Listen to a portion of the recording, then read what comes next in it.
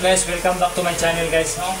So ngayon guys, ipapakita ko sa inyo kung ano yung ginagawa ko na lalagyan ng gagamba. Bahay ng gagamba yung ipapakita ko sa inyo niya, acrylic. Gamit itong acrylic. Tingnan niyo guys. Dito. So ito yung ginawa ko ha. Una, ito guys. Ito yung ginawa ko guys. Handmade na to guys ha. So ang ginagamit ko dito yung cutter blade. So ito yung nagawa ko una. Tapos ito yung pangalawa, medyo mahaba. Ang ganda no.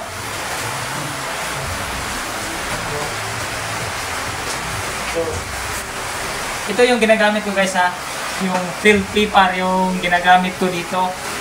Paper para parang damo. So mas maganda yung ganito yung gagamitin natin. Para open dito.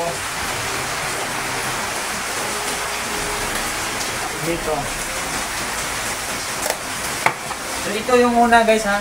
Yung foam yung ginagamit natin. Dito foam. So maganda yan. Foam. So, meron pang iba guys, hindi pa ito natapos. So dito pa sa gitna, kailangan pa natin ng divider dito. Pasensya na guys kasi malakas yung hangin, ulan at saka hangin dito sa amin kasi may bagyo. So, ito yung isa guys, hindi pa siya natapos ha. Tingnan ninyo, parang dito, hindi pa ito siya natapos. Bali, tatlo ba yung nagawa natin. So, kailangan tayo ng 4.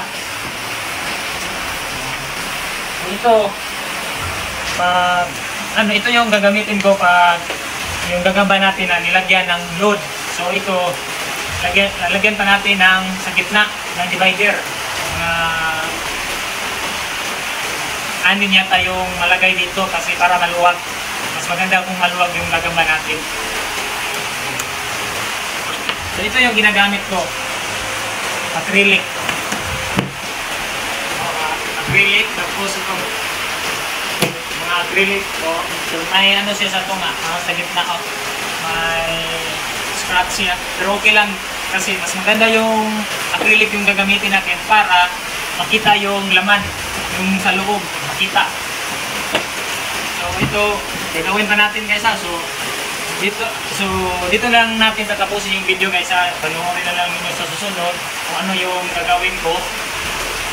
Mag-tutorial ko ako ng nagtakaw or canyon. So abangan na lang ninyo guys ha. Thank you and God bless.